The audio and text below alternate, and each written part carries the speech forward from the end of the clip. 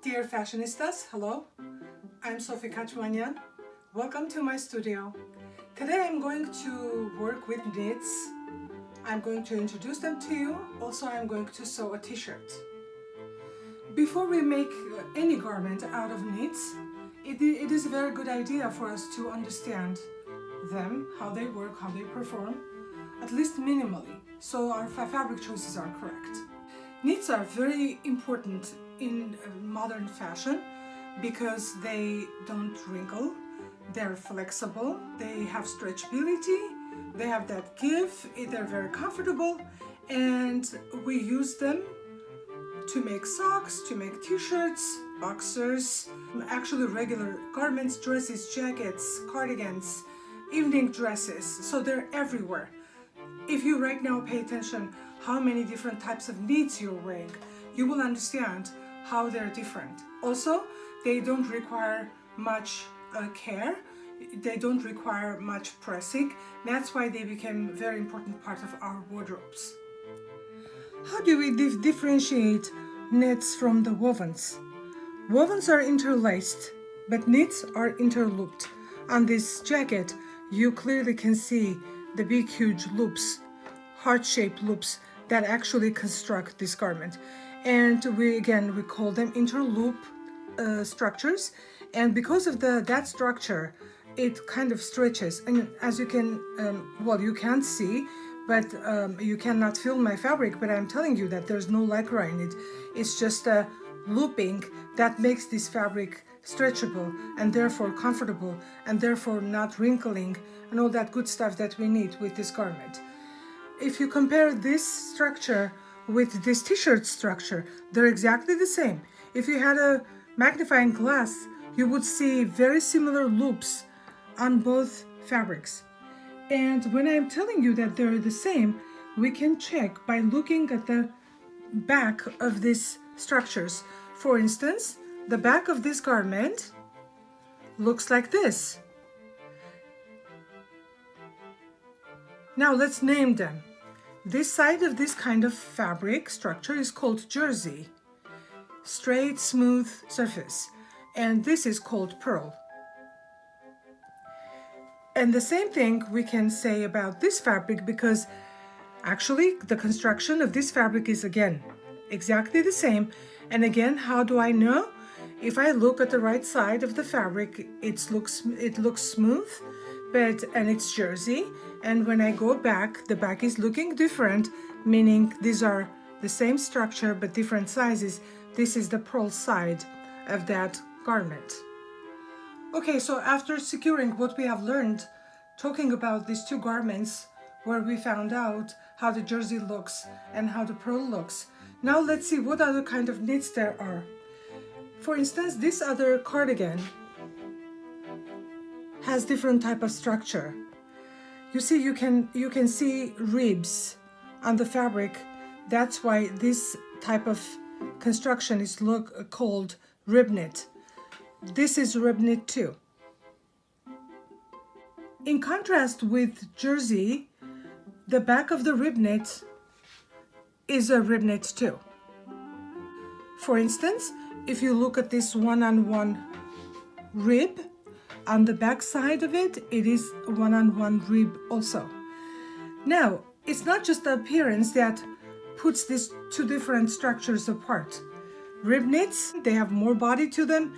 The openings, bottom openings of the sweaters, sleeve openings, because they bounce and they stretch and bounce back very quickly, in contrast with the jersey. That's why we put them at the bottom of sweaters, sleeve openings, neckline openings, so they stretch, let us get into them, and then they go back really quickly to retain their shapes. Here on the sleeves of this sweater, jersey sweater, you can see rib knit finish. This is 2x2 rib knit, since there are two loops on jersey side and two loops on the pearl side, and both sides are looking the same. Really quickly, I would like to show you some other knits also that are involved in our everyday life. For instance, this knit terry You see it has loops on the surface, and they're very good for, let's say, bathrobes or yoga clothing.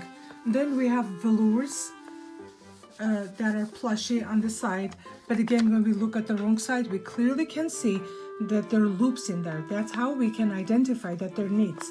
And then I have argyle, which is different on the other side than this side. Actually, this is a double knit.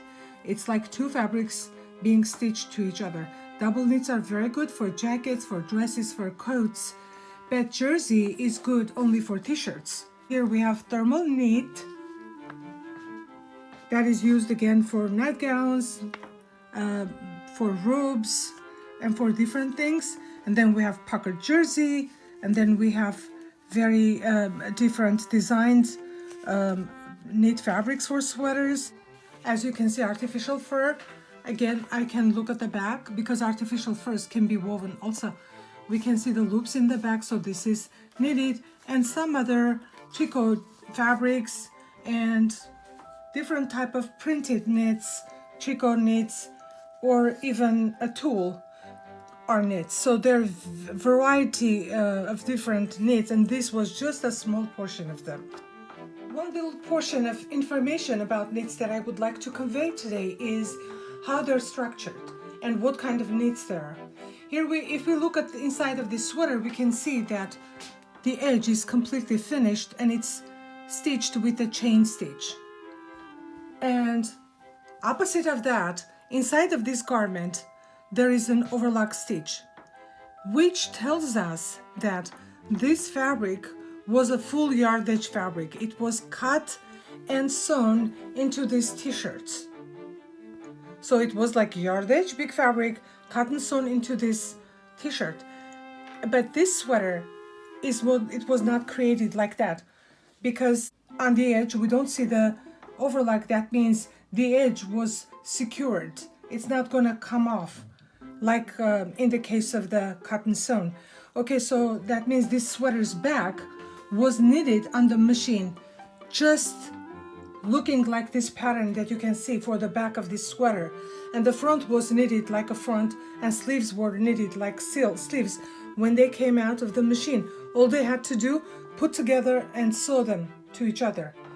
Now, when we work with yardage fabric, for instance, this is like my t-shirt fabric, it should be cut and sewn because this is just a piece of yardage fabric that we're going to use. For yardage fabrics, we need patterns to be cut and sewn. For the full fashion garment, all the pattern is calculated by how many stitches they use on a cross grain and on a straight grain. So that's how the sweater is calculated and put into the machine's memory. The machine did this garment, and that's why they needed to just sew it together. There was no cut on this garment. Again, full fashioned garment and cut and sewn garment like this t-shirt. One last thing that we have to understand about knits is their stretchability, the percentage of the stretchability. For instance, here I have two cut and sewn fabric. This is interlock knit, has more body to it, looks the same on both ways. And this is a jersey. It's jersey and pearl on the other side. But you see, I identified my fabrics, but then the most important thing about this fabric is how much they stretch.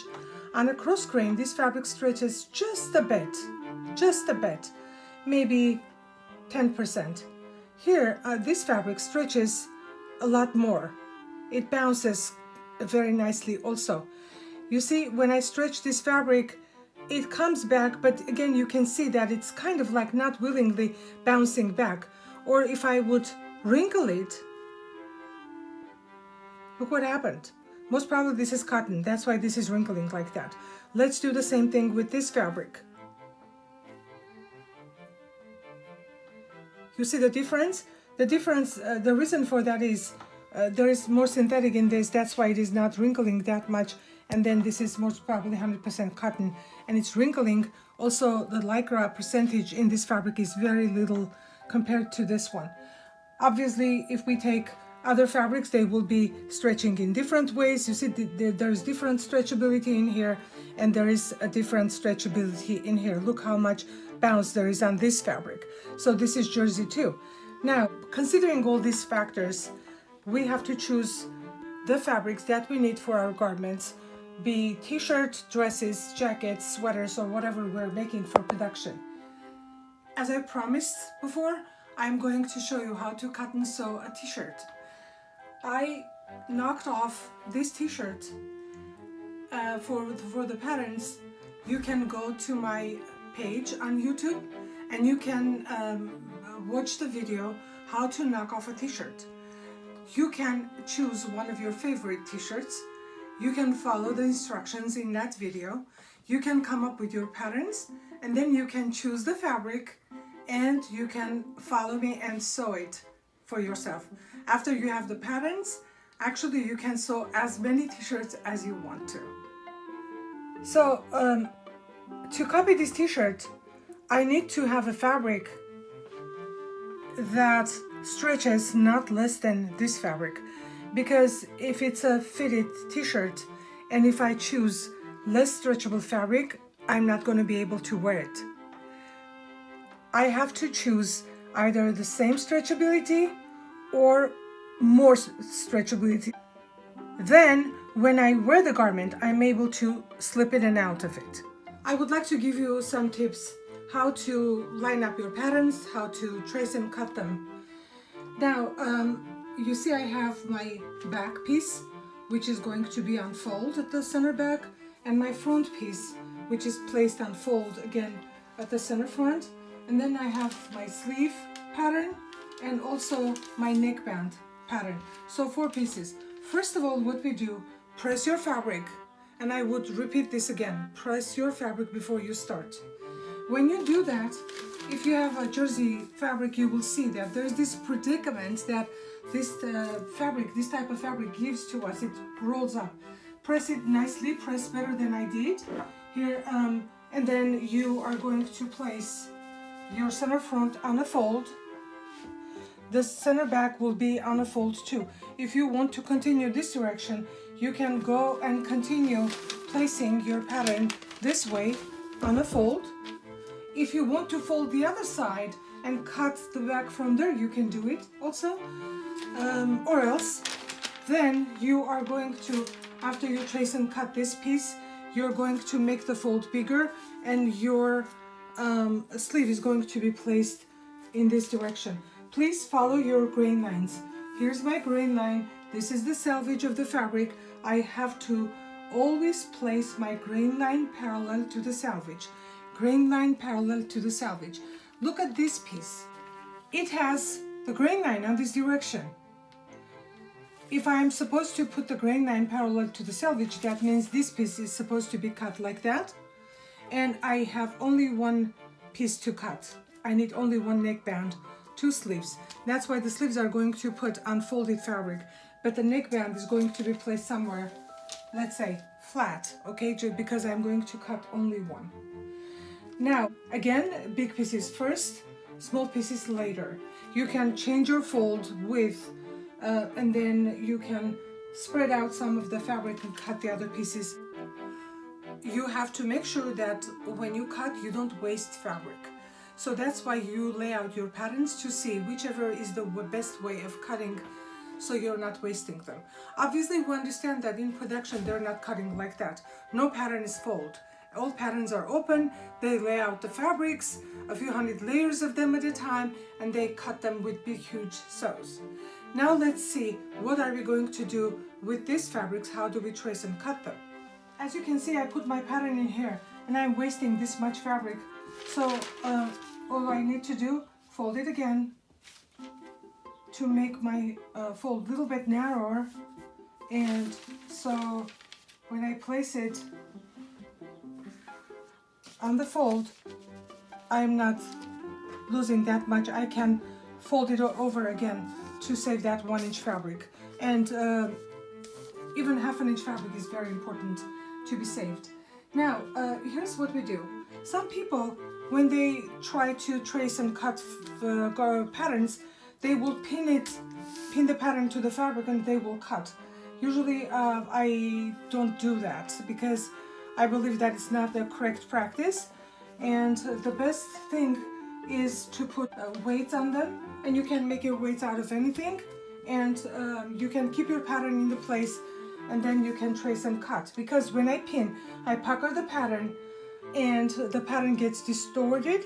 Also, when you cut the pattern together with the fabric on it, you can destroy your pattern. Also, you can cut off the pieces out of the edges. Now, it is a hassle a little bit to copy a pattern on a knit fabric, but there are different ways of doing it a little bit easily.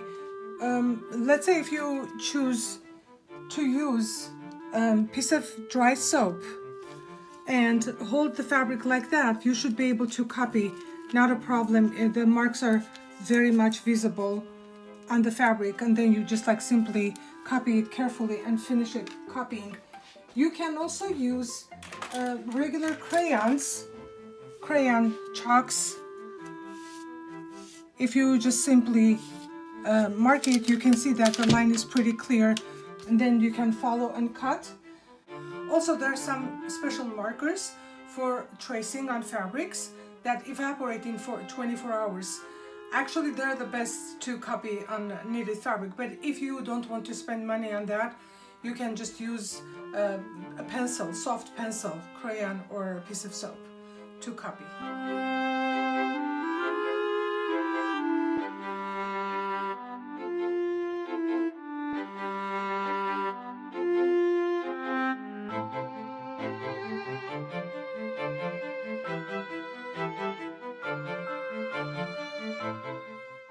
When you cut the notches, be careful with them.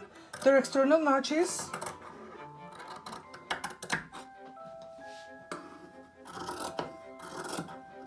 They're especially used for knits and laces.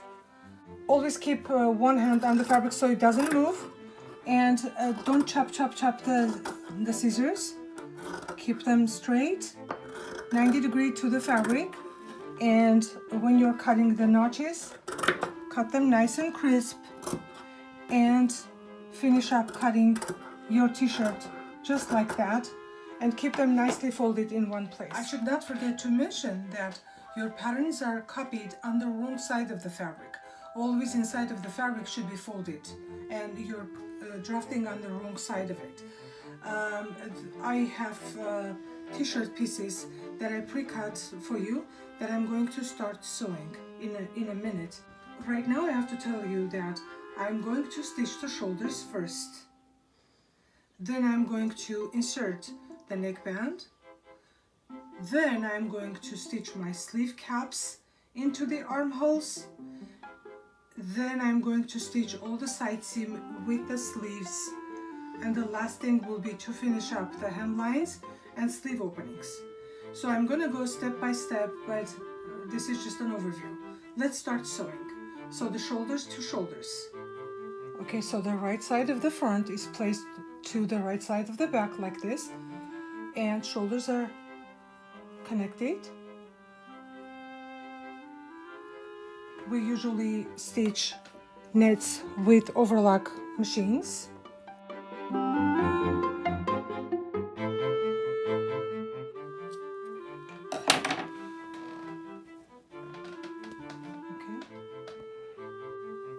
And then we take the neckband, place it face to face, and sew it into a circle.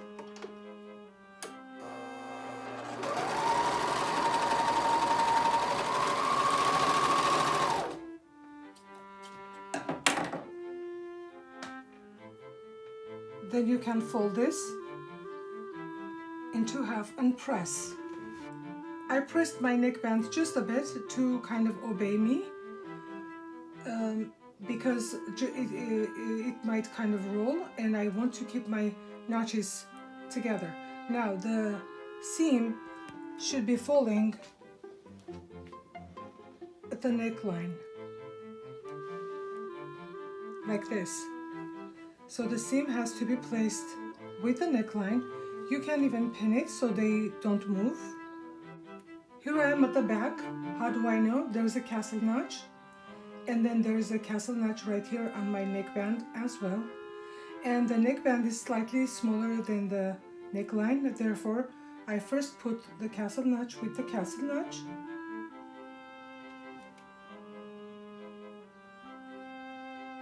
And the rest of it is going to be stretched and stitched.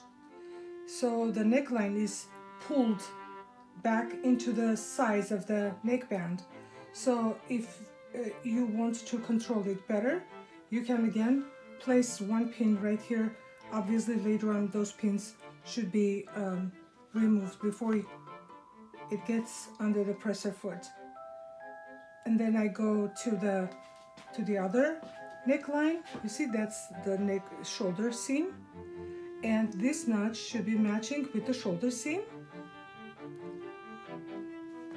Pin the same way to match them, and then we go to the front where my next notch on the neckband matches with the center front notch.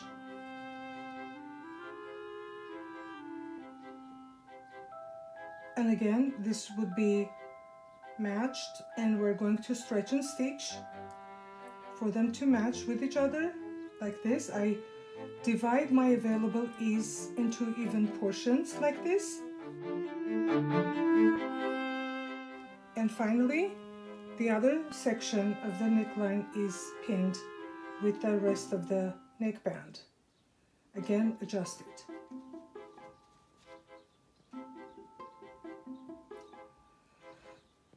So, you see here, the neckband is placed with the neckline and pinned into the respective places. Now I'm going to stitch this.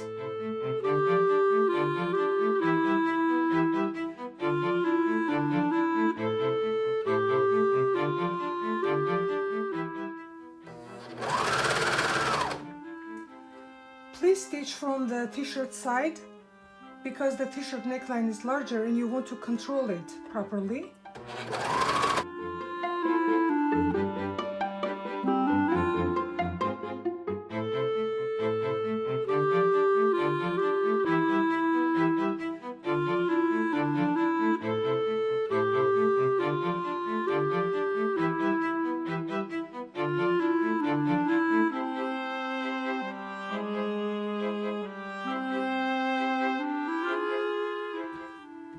Okay, so this is the front of my t-shirt with a mountain notch.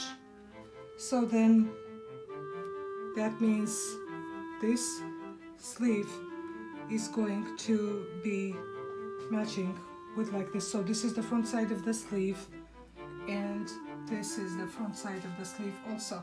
Make sure you're stitching the correct side to the correct side, like this and like this. After I adjusted the correct sleeves into the respective armholes on the table, when I could clearly see that the correct sleeves are on correct sides, now I take the cap notch of the sleeve and I connect it with the shoulder seam, pin, then I go to the underarm notch, pin it into place also, and underarms are going to be matched up.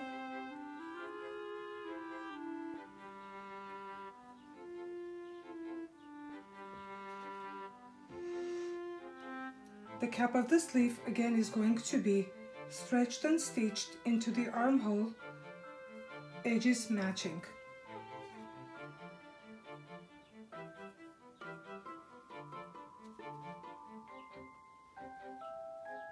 Let's do the back also.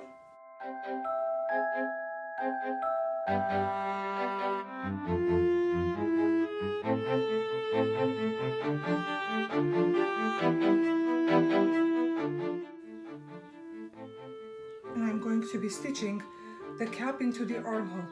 In contrast with the set-in sleeves, the caps of t-shirts are stitched first. So that's what I'm going to do now. And again, stitch it from the sleeve side, where the measurement is a little bit more than at the armhole.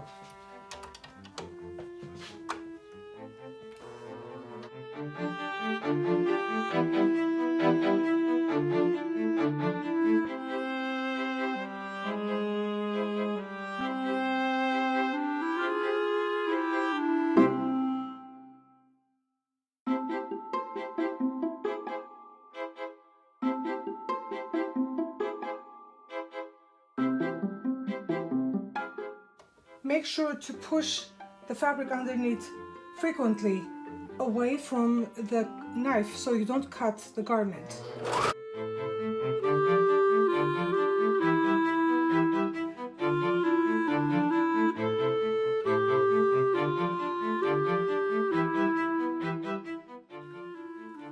Now I'm stitching my second sleeve in the place, and once I understand what am I doing here, all I can do is just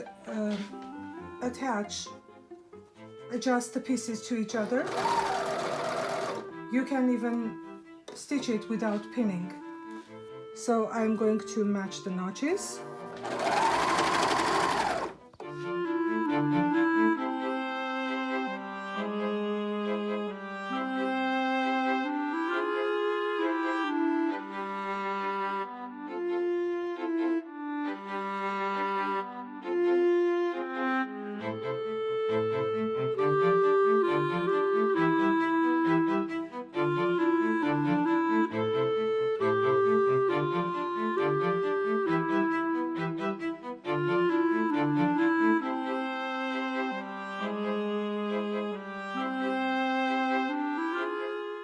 Sleeves are connected, but underseams are not yet. So now I'm connecting the seam underneath the arm going to the side seam, okay? So then I go right side to the right side where seams are matching here and place it like this, and I'm going to stitch all the way down to the hemline like this. So this is my side seam going into the sleeves underseam. That's what I'm stitching right now.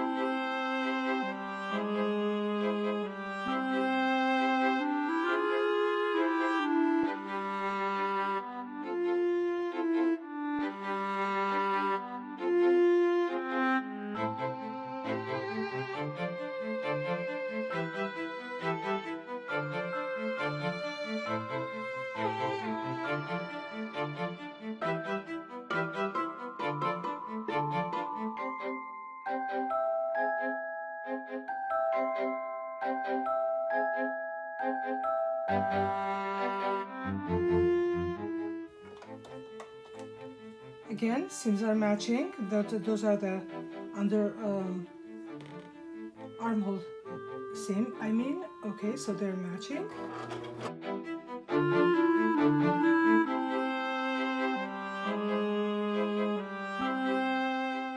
The sleeves are in the place.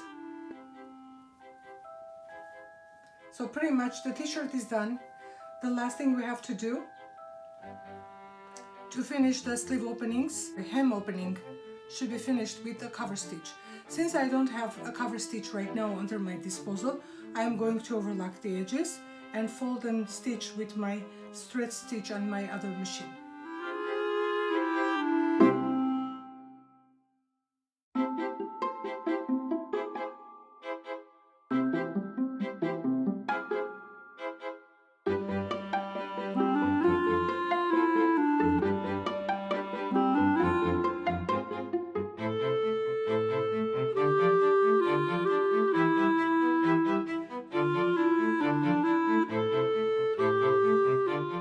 If I had a cover stitch, this whole process will happen under that machine. I will simply fold and stitch it.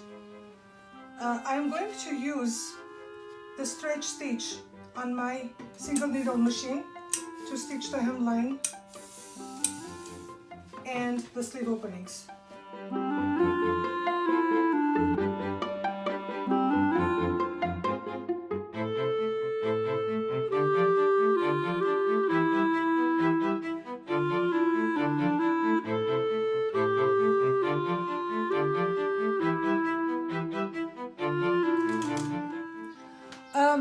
As I mentioned before, I don't have a cover stitch machine under my disposal right now. That's why I overlocked the hemlines and sleeve openings, and I'm stitching with a single needle. And you can find the stretch stitch on your machine in the setting, or you can simply stretch the fabric a little bit and then stitch, and you should be able to stitch it that way.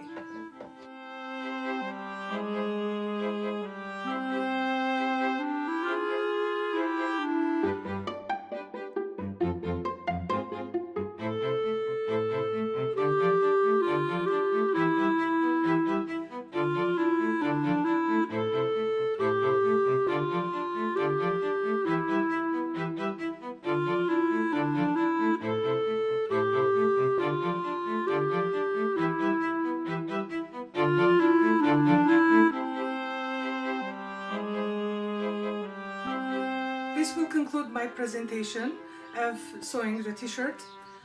Hope you have fun with this. Obviously you understand that if I didn't speak and I just simply stitched it, it will take only like half an hour to sew this t-shirt after it's cut. It will make a nice gift for other people. It will create other t-shirts for you. So definitely keep on stitching. I'm Sofi Kachmanyan. If you enjoyed my demonstration, please push the like button. You can subscribe for my other videos and share this with your friends, whoever wants to learn how to sew a t-shirt. See you next time. Bye now.